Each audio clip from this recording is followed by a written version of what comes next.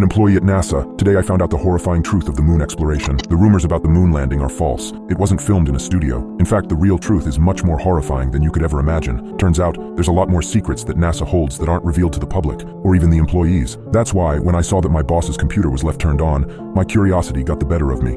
Even as a staff at NASA, my boss reveals almost nothing to me. I'm just given the mundane tasks of sorting data. The real secrets are kept in an offline computer room with thousands of hard drives, the room where my boss works. I've been in the room a few times, usually to drop off hard drives. I normally just hand the drives straight to my boss, but today was different. He wasn't in the room, but there was a note on the desk that said he would be back. The note said to leave the drive on his desk, and so I did. However, as I looked up, I couldn't help but notice a faint glow on the wall behind it. The computer was on, the monitor lighting up the wall. This was strange. It was always shut down by the boss after a data dump. The only times I had ever seen it turned on were days when he was in there, still working. This is when I made the mistake that ruined my life forever. With a slight spike in adrenaline, I walked around the desk and sat at the chair, ready to take back at least one mystery to the hive mind on the main floor. My heart pounded at the thought of my boss returning, but I noticed the computer was set up just like the rest of our PCs. Because of this, I knew just what folders to open and what digital stones to turn on my hunt for secrets. Most files I found were just boring old data, and after a few minutes of searching, I almost called it quits. But one document caught my eye. It was titled, Project Burial at Sea. This was what I wanted, a classified NASA project never before released to the public. At this moment, secrets were revealed to me, ones I soon wished I had never unearthed. Project Burial at Sea was, ironically enough, a failsafe against information leaks. It implemented the pre-existing infrastructure of NASA's unmanned missions to dispose of possible individuals leaking information. I was horrified. NASA was killing off possible whistleblowers and leakers to protect their assets. Being such a high-profile company, there was no way to dispose of bodies normally without being noticed. So the project called for the bodies to be buried on the moon, eliminating any potential evidence. The people who vanished made up a very small portion of NASA, so the ratio of missing persons in relation to their workforce was barely disrupted, deflecting any potential suspicion. The bodies are stuffed into the hollow spaces of the previously unmanned probes. Once they reach the lunar surface, they are collected by rovers and buried in the craters of a specific section of the moon's dark side. In other words, mass graves. I was floored. This document was not what I expected. I couldn't believe this sort of thing would happen in our country, and at NASA of all places, an organization I was involved with. Upon returning to my workstation, I had to say something to someone. I couldn't just keep this to myself. I turned to my coworker Bill, someone I knew I could trust and would be able to keep a secret.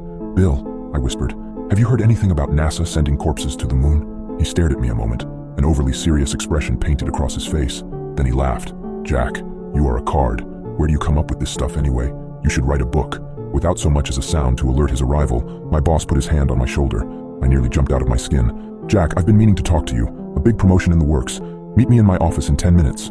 With that, he loosened his grip and traveled back to his room. My eyes widened, and my heart sank.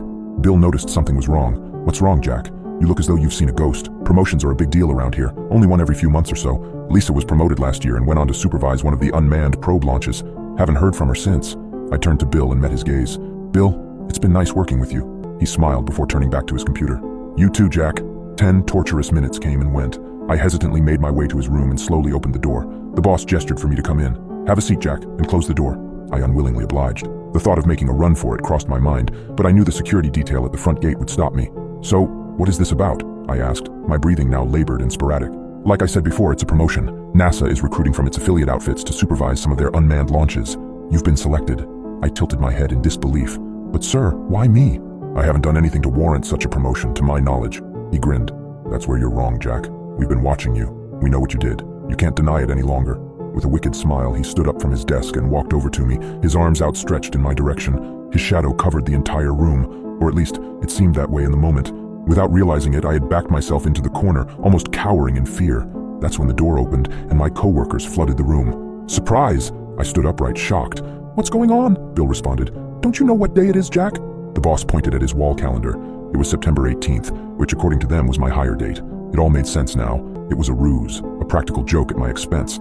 I thought this was weirdly unprofessional of my boss, who was usually extremely undercover and secretive. Something was off, but I went along with it. "Did you really think I would leave my computer on unattended?" my boss said suspiciously, almost as if he was hiding something.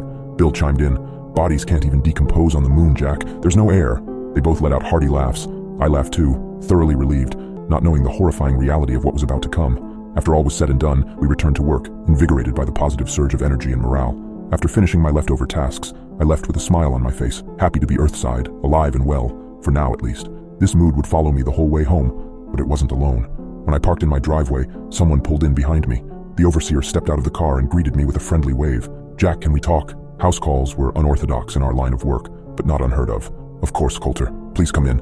He followed me inside and joined me in the living room. I sat down, but he paced at the fireplace, looking over my family photos on the mantle. "You know, what Bill said was true. Bodies don't decompose on the moon. That bit was added by NASA.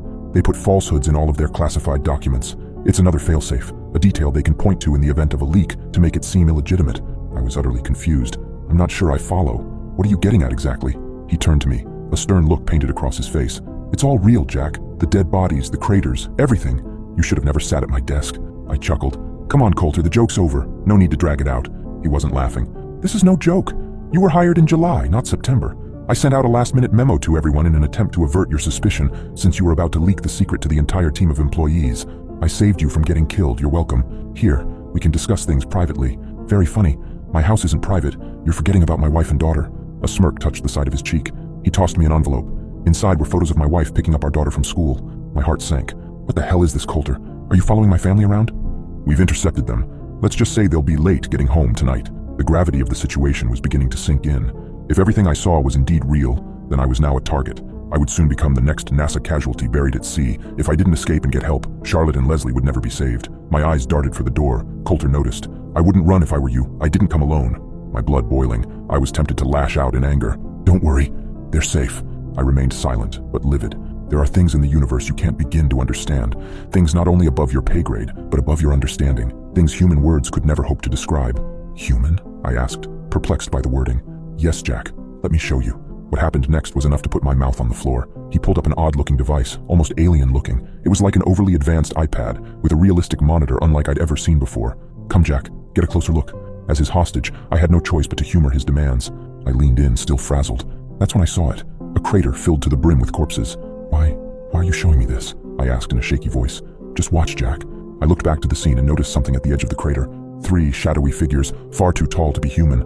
They extended their arms, and a glow rained down from the space above the crater. The corpses. They moved. I watched in horror as the bodies were reanimated, but these were not living things. They were shells controlled by a puppeteer, bent to its sinister will. One by one, the corpses walked into the light until, finally, the crater was emptied. Then, the light dissipated, and the shadows spun in unison, taking off at great speed into the abyss of deep space. You see, Jack, Project Burial at Sea is more than a safety measure. It's a necessary sacrifice to them.